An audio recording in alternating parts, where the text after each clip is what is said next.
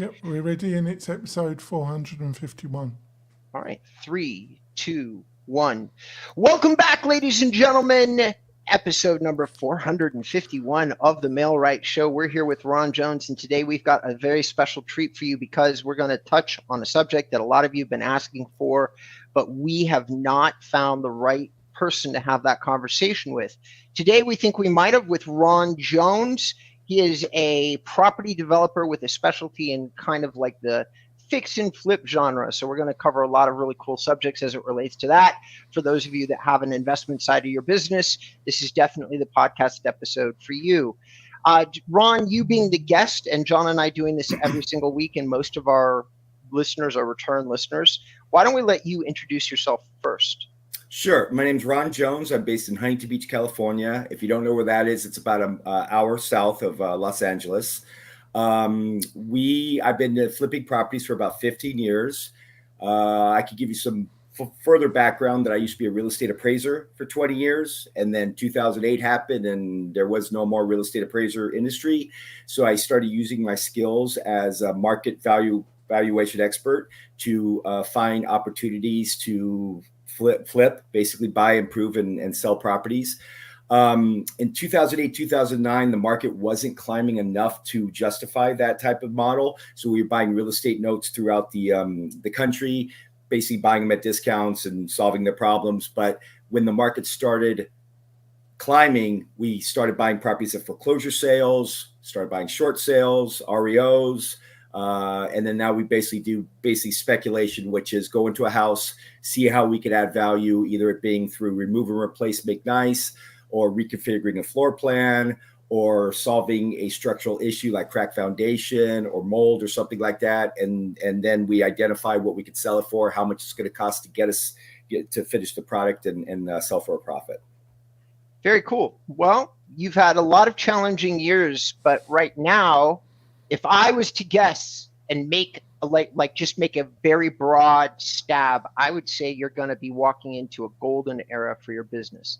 So because of the proliferation right now, amongst real estate agents, the chatter is almost exclusively about listings and how do we get in touch with people? How do we try to get existing homeowners that are not selling to sell? What's the mechanism to convince them a improvement, and getting out at top value is a very compelling discussion at this exact moment in time in history. Yeah. Before we get into that, though, or any of the questions that my fearless co-hosts, for those of you that don't know, this show was founded and created by an English bloke. His name is Jonathan Dinwood.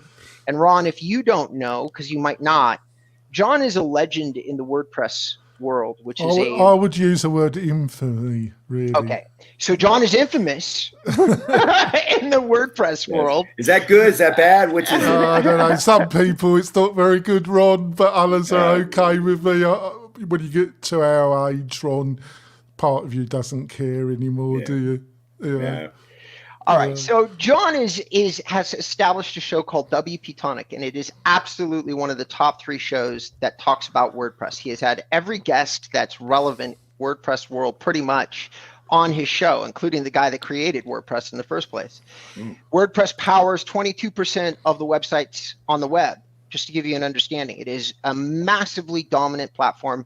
So John has a huge amount of development, grassroots connections, and one of his side ventures is Mailright, which is a all-in-one platform for real estate agents, and that is how we got into doing this particular podcast. So with that wind up, John, why don't you say what I've left out and introduce yourself to somebody that may not have heard of you before? Oh, I think you've done a fantastic job. I have to hire you to be my promoter, Robert.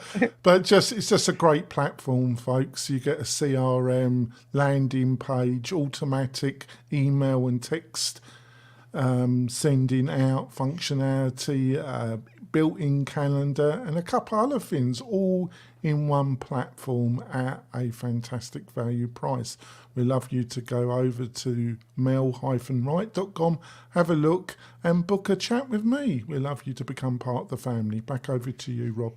And Ron, I say this to you because it's easy to talk to a single person, but I'm really saying it to everybody. I am a very niche specialist, but I stand almost alone. I am probably one of the world's leading residential real estate SEO specialists in the entire United States. I have an agency that I've also founded. We do websites and SEO campaigns, but we've gone in a different direction. We focus on content and high quality answers to people's questions, and we take a long-term view, which when you talk about lead generation is not popular in residential real estate. But I too might be walking into a golden age, because with all the challenges as it relates to the buyer side, more and more people are starting to scratch their chins and go, maybe a longer term view is necessary. So let's dive right into this. So one of the questions, and I agree with John, it's always good to know the who, what, why, when, where of every guest that we have on the show. Mm-hmm. Property development, you gave us a small wind up in the beginning of the show. You did tell us how you kind of got into it. Sure. I would love to know, give us a little bit of, let me ask you a question. You get in front of somebody and you're talking about property development. How often do you actually leverage your 20 years of experience as an appraiser inside those conversations? Inside the conversations that are social? Not much, because usually the recipient, the person I'm talking to, is not, of that level. I'll talk to a real estate agent, but real estate agents and appraisers and investors think differently. Mm-hmm. So to answer the question of how much do I put my knowledge of valuation into a conversation, very little, but the component of valuation to the business model that I have is enormous.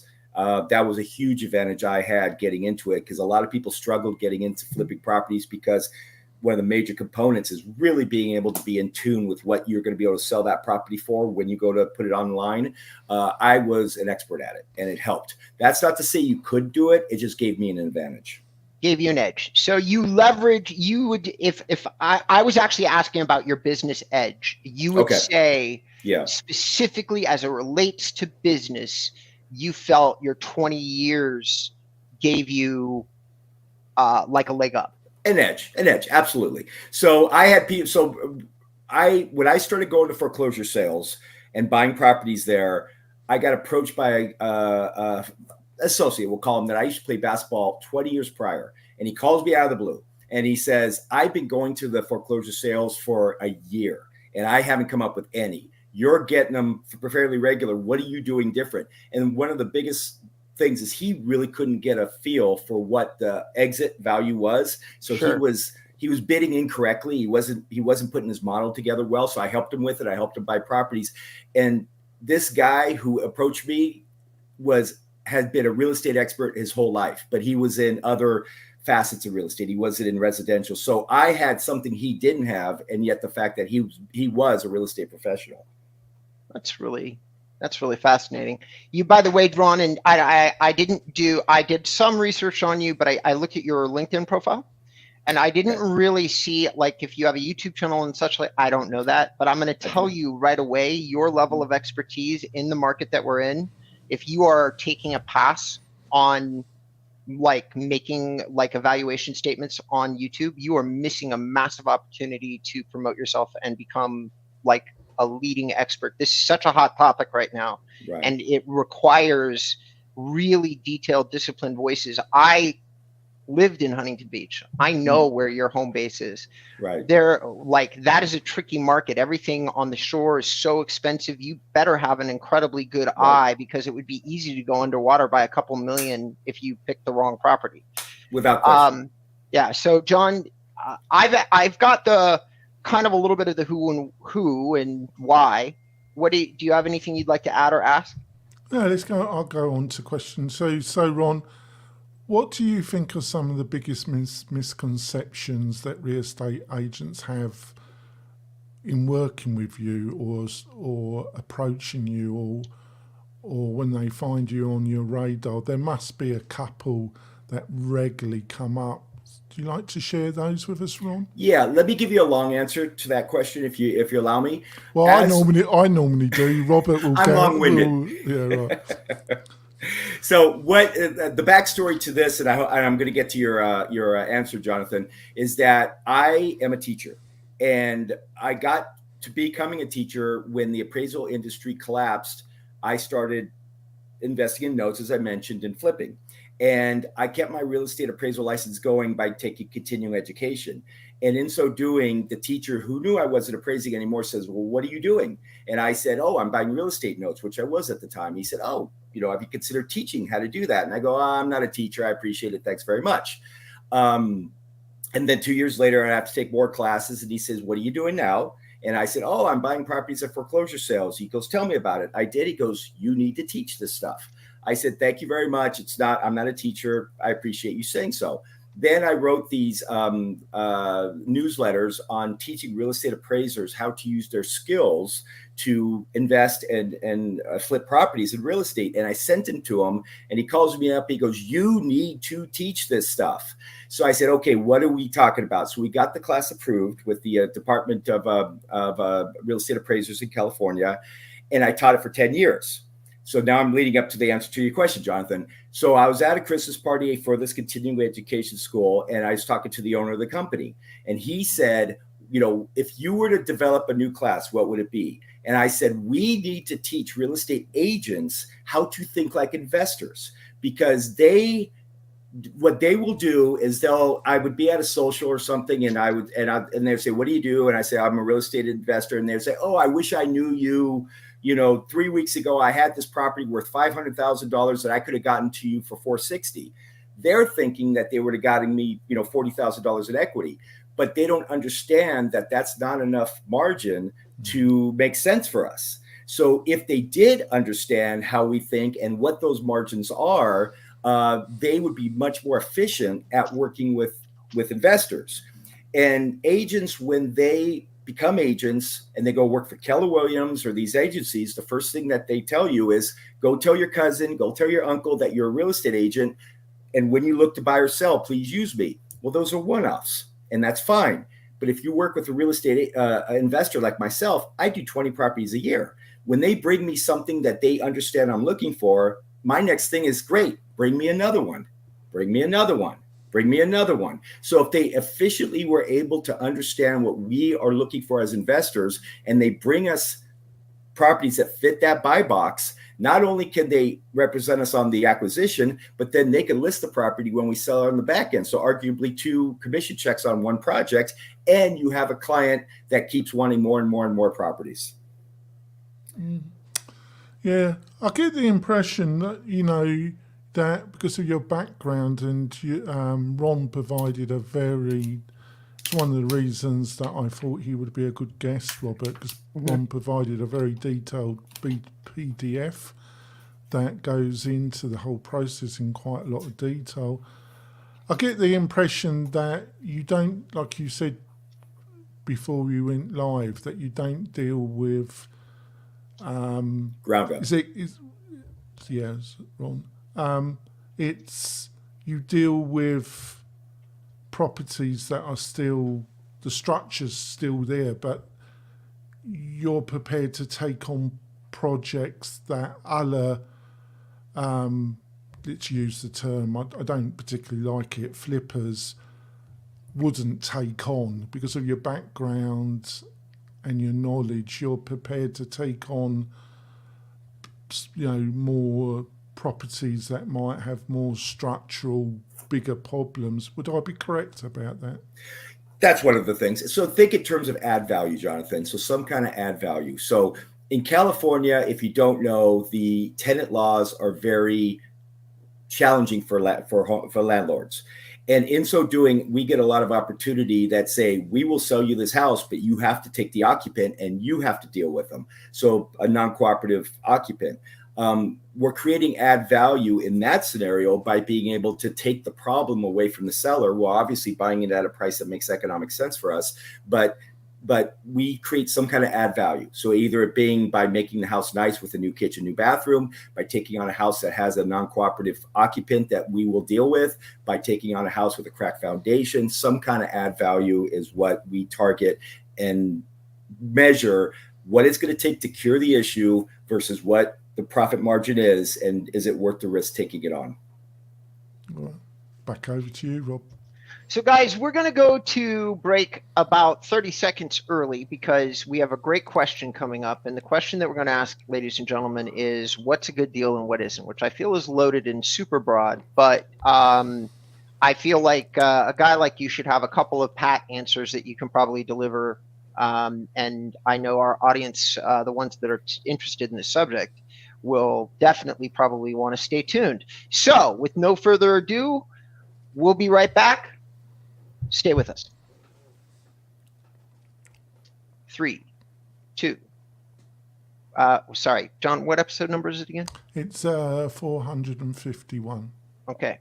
3, 2, 1. Welcome back, ladies and gentlemen. We've just come back from break. It's episode number 451. We're here with Ron Jones, who's unquestionably a property valuation expert. He's got a lot of other things that he focuses on beyond that, but that is where his history is. And right now we are going to ask him a question that directly relates to his history, which is if I was looking at a property and I'm trying to figure out let's just put this in the shoes of an actual realtor who's going out with a client to show them a property. And so I'm going to use your analogy about learning. So let's say they walk into this property and the client, the person who's viewing the home, turns to the realtor and says, is this a good deal or not? All right. What is a good deal or not? It's going to be comparable driven. Well, the first thing any agent would say if their client asked them that, they would say, is it good for you? Does this fit your desires? Are the finishes satisfactory? Is the garage satisfactory? Whatever. You're asking me as an investor, what we do is, one, we never want to be the most expensive house in a neighborhood. So we size up a neighborhood and say, okay, where are we? Are we going to fit in this area to be a good, attractive, desirable house? So my quick answer to that, Robert, is comparables. You'd measure it against other comps, but you're never going to get, especially in Southern California, you're never going to get every house to be exactly the same. So the desirabilities of the typical buyer changes, but we try and capture what is be either a friendly floor plan, a view, a big yard with space. It depends on the neighborhood. So I'm giving you a very broad answer because it varies by neighborhood and it varies by buyer and it varies by demographic and it varies on a number of levels. But it really is, we size up what is the hottest selling house in the neighborhood. What is it about that house that made it the hottest selling house? And how do we capture those virtues of that house? So let me give you an example, because I think I understand like an application of this question. I live in a very small house in Van Nuys, California, which you probably are familiar with Van Nuys because you live in Huntington. Okay. Yeah. But the owner of this property, who's an immigrant, has taken incredibly good care of the property. He installed a pool, he installed a jacuzzi, he's actually done the paint many more times than my neighbors. The home next to me listed at $890. And I felt like if I was able to offer $890 to the owner and buy the home at $890, that I'd be getting a great deal because his house feels like it should be worth 10 or 20% more than anything else in the neighborhood. Is that a reasonable explanation for what you're saying? Well, it sounds like I think what you keyed on is that you feel it's a good buy. And that's really what it boils down to, because you might feel it's a good buy, but Jonathan might think that's not a good buy. So it kind of boils down to, it's like walking into a clothing store and say, I really like that shirt. Oh, that shirt's ugly. I like that shirt. It's really what, your desirabilities are and what your needs are and what your, what satisfies your buy box. But it really is comp driven. If you're looking for, if it's just the thing about single family residences is that they sell on emotion. That's a very big thing. So we try and capture emotion with a really sexy kitchen, sexy bathroom, whatever. When you start getting into apartment buildings or commercial properties, those are numbers. You just look at the balance sheet. You almost don't even have to look at the building. You just look at the balance sheet or the rent roll or what have you. Single family residents sell on emotion. And if they're going to sell on emotion, everybody's emotional triggers are going to vary. So you try and capture what the most desirable of that neighborhood is, but you're not going to appeal to every single person. So you try and check all the boxes the best you can, but you're not going to check everyone's boxes. Got you. All right, John, why don't you take number 4? Yeah, I don't know if if you look at properties nationally or if it's just in the western states. If it's national, like this this take Florida though, because of the terrible hurricanes they've recently had. But I think the my impression of the Florida housing market statewide, it looks to be getting really ugly really quickly, and there seems to be various elements linked to that statement I've just made. So, first of all, do you deal with properties nationally, and how do you how does that affect you, like a Pacific state like Florida, and how do you see the market going in the next year or 18 months? That's kind of, I thought, because they're all intertwined, the things I've just asked you, in a way. Mm-hmm. You've got kind of regional differences, Mm-hmm. and then you've got a national outlook. What's your thoughts, Ron? So I don't know anything about Florida, Jonathan. But I have recently bought houses out of state in Indiana, South Bend, outside of a University of Notre Dame, for rentals, just building a rental portfolio there.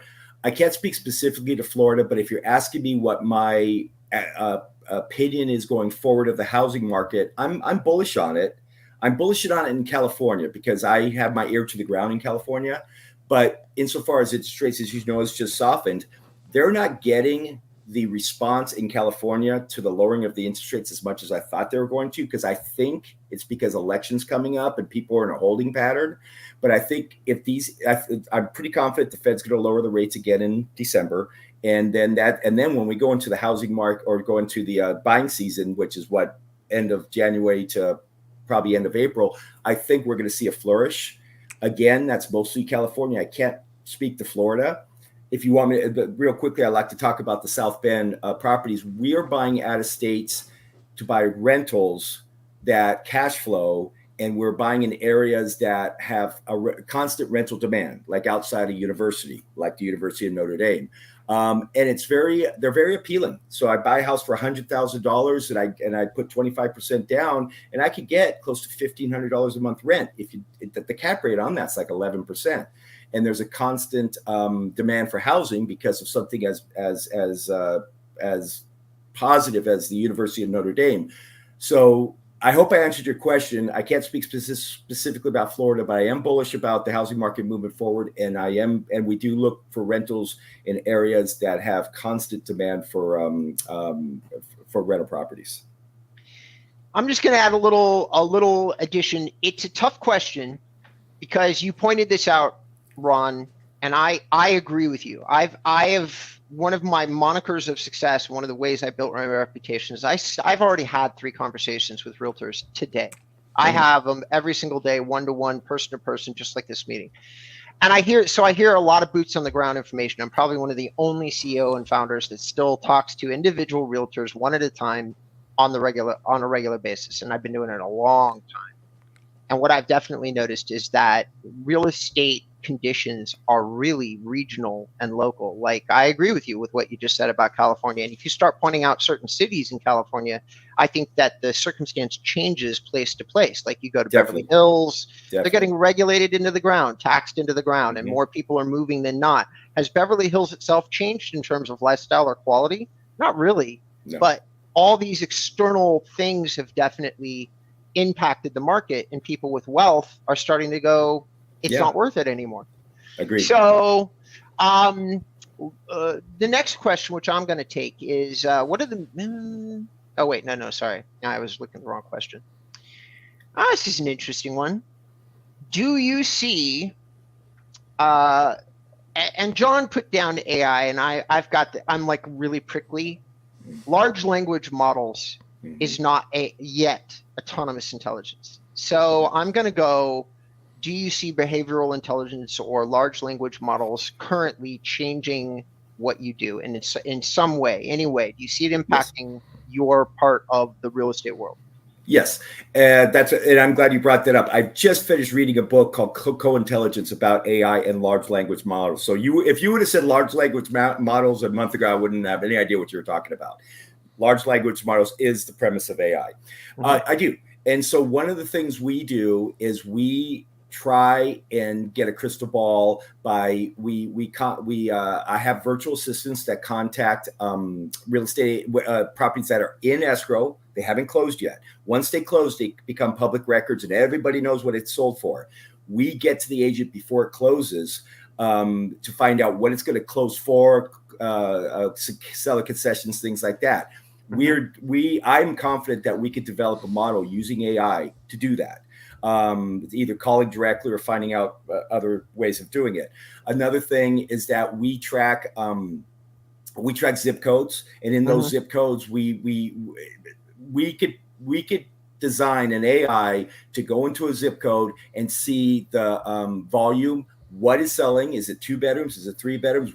How much above or below asking? We could put in formulas that could totally tell us what trends are happening before anybody else sees those trends. So I definitely see a place for AI in that. I'm not smart enough to develop that yet, but someone's doing it as we speak. I guarantee it. Huh. John, I find that answer fascinating. John, do you have something to add?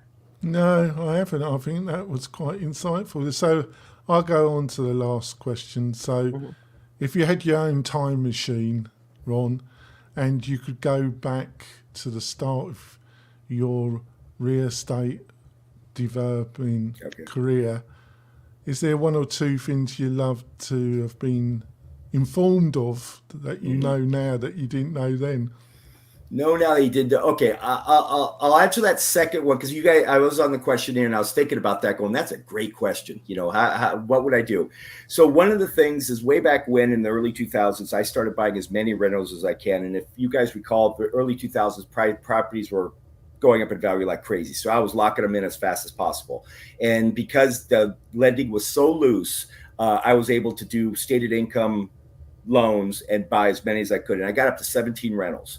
And over time, just for various reasons, either having partners that wanted to get out or what have you, I've sold many of them. I still have some, but I sold ones that I really wish I never sold. So I knew when I started doing it, the premise of never selling real estate, always holding real estate.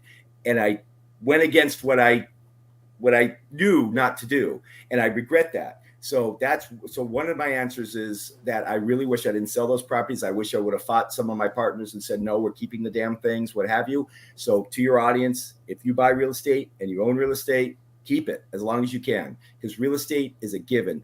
When you talk to our grandparents, they'll say, I bought this house for $77,000 and today's it's worth 1.4. I guarantee you guys, 20 years from now, somebody's going to come back and say, I bought that house for $1 million 20 years ago. And look at it now. It's $5 million. It's going to happen. And so the great thing about real estate is that you can leverage your acquisition. You could buy it for a percentage down, call it 10%, maybe 20%. And you own that whole entity. You own the real estate. So if you buy something, just to use simple numbers, for $100,000 with 10% down, $10,000, and it goes up $10,000, you just made 100% return on your money. This is how a lot of people make money. So my answer in going back in the time machine was, I wish I would have held true to never selling real estate. Always keep it and try and get as much as you can in your portfolio. So I'm going to ask a follow-up question. It's going to cause you a great deal of pain, and I apologize in advance, but I really want your point that you just made to sink in for the entire audience. Okay. If you hadn't sold, have you ever just taken a glance at the numbers and gone, I would be this much wealthier if I hadn't sold? Can you give us a ballpark? You're right. That is painful. Wow. you did hit a nerve. I did, Robert. And I am, So I really tried to lead life to look forward and not back. You learn from the past. You don't, it shouldn't define you. So I definitely feel that we're all on the path we believe we belong on. But yes, to answer your question, I have. And yes, my net worth would be significantly higher. And how about a percentage? Without giving us any numbers, how about you just put a percentage to it? That percentage on how much more? How much more? Like, would it be put 30? put Would you this- be worth 30% more, 40% more, 50% more? I would say 200 to 300% more. Yeah. Okay. I would All say, right. because I was up to 17 properties. Keep in mind, guys, let me give you some just of the numbers. I bought a house in Rancho Cucamonga for $200,000 that I sold it for $400,000. I'm going off of memory here. That's worth probably $1 million today. Multiply that times 17. And that's about what it is. Yeah. Okay. And they all cash flowed. That's another thing I'm kicking myself. It's not like I was writing a check every month. I wasn't. I was still making money, just for various reasons, like, oh, okay, I could get out from underneath this one, and it was a mistake, and I regret it. But again, no regrets, just look forward. No, and I agree with you 1,000%. And everything is not the zeros, but for the people listening to the show, Yeah. I wanted to make sure that they had some kind of financial tune in to what that would mean. And in this particular case, let's even take a number off that. Let's just say 200%. Yeah. You'd be worth whatever the number is, you'd be worth 200% more, Yes. which would mean you'd have 200% more options to do whatever it is you want to do. As a business owner, I always have ideas for other businesses, and I want to reinvest in this business. And yeah, of course, I wish I had $10 million extra dollars to do it. I wish, and I didn't have to call a bank or whatever the story is. Anyway. Yep. All right. So we're into bonus time. Do you have 5 extra minutes to give us? Of course. Okay. So I have a different kind of question for you. Let's just pretend that your business was John and I's, which is our business is marketing. Mm-hmm. We help people market themselves. You have your skill set. Mm-hmm. If you had a piece of advice to help a realtor get marketing value out of your skill set, do you think you could come up with something? Like, how would you apply what you do and maybe try to provide value to people that don't know the realtor? Like, how would you do that? You mean education? You mean sure. What would you learn? What would you tell them to learn? How would you do? Like, what would you say? Oh, okay. So if you're a real estate agent and you were so let's back. So I have an ebook. I think I may have mentioned it to you guys. I have an ebook, and the ebook is not you. Okay, I think it was in the questionnaire. So I have an ebook, and it's called Think Like an Investor. Double Your Income, and it's specifically for real estate agents to understand, just like I was speaking earlier, what it is, how we think. And it's a quick read. I did that on purpose. It's only like 33 pages, but it's very, very impactful. And I would highly recommend it. I'll give you my email address and anybody can reach out. It's free. But if an agent got one nugget out of that thing and it was inspired on one level to go out and find a real estate investor, which in the book, it tells you where to find them, then it's a win. So the whole book gives you how we look at ROI, which is return on investment, how we reconfigure floor plans, how if we were to do a buy and hold, what is it we're looking for to buy and hold? What kind of margins do we need to see? Everything we're talking about, how I ended up on your podcast was me saying, that real estate agents don't really understand how investors think. And if they did, they would work so much more efficiently and make more money and honestly work less. This book will help get you there. It will inspire you. I chose not to write a 200-page book because a 200-page book tends to sit on people's shelves and they never get to it. This is a book you can literally read in 1 to 2 sit downs, and it will highly likely inspire you to find intelligent real estate investors to work with and make more money and work a lot less. Let me ask you a question. Do you actually? I'm gonna save it. If you would if you would stay for about 60 seconds after the show is over, I have a question for you that we don't need to do on air. Oh, okay. John, I think that was a great answer. I hope that people do go out and check your book. If they did want to find the book, where would they find it? They could email me directly. Ron Jones, RonJones at PWNE. That's Peter, Walter, Nancy, Eric, capital CAPITAL, PWNE capital.com. And PWNE Capital is my company, just to explain that. Okay. So Ron Jones at PWNE capital.com. email me. I'll set it for free. And all I ask is if you ask for it, just read it and give me feedback as saying, yes, I like it. No, I don't. And any critiques you might have of it. We're wrapping up the show now, everybody. So is that also the unless John has something else to add, but is that also the contact information that you'd like used if somebody was to reach out to you for an inquiry or to try to hire you as a consultant? Anything really? Yes. So I have Instagram, which is Ron Jones Flips Homes. Mm-hmm. And I think it is, if you may excuse me for a second, because I think we might have changed it, but I'll check it real quick.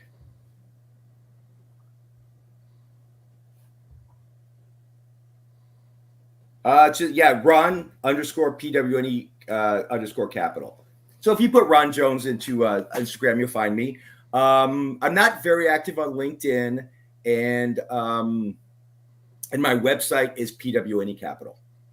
Okay. John, is there anything you want to add, or if you don't have anything to add, why don't you tell us, everybody listening to the show, how they could reach out and ask you some questions about WordPress or your areas of specialty, the mail right system for realtors, any of that stuff? Yeah, thanks, Rob. I just want to say that we get a lot of property developers approach the show, but I was really impressed with Ron's PDF, and I will attempt to have it in the show notes. So you'll be able to download it, and I will have Ron's email contact details in the show notes. But also I think Ron has really clearly shown his knowledge and experience in this episode, Robert. That's about all I've got to say, Robert. Back over to you. And if anybody should like to mention me or get in touch with me, I'm at inboundrem.com. You can go to my services page, go to my about page, and you'll have many different ways to contact me. I've got YouTube, I've got all the channels. So find me in any of them, just search for Inbound REM. But mostly we educate realtors in marketing. This has been highly educational, Ron. I am deeply grateful that John decided to. John handles all the mechanics of the show. I just come on and do the hosting bit. You're the preface. Something like that. So we're Jonathan disagrees. No, we don't. We get on each other about this all the time. Anyway, so he's the one who handled the PDF. I didn't see it. I didn't read it. I sent it to you. It was attached to the email, Rob. I'm gonna read it now. All right. Yeah. Anyway, ladies and gentlemen, boys and girls, thank you so much for tuning in. I hope you've enjoyed the show as much as John and I have had this time, and we'll see you next time or hear you next time. All right. Thank you, guys. Yeah.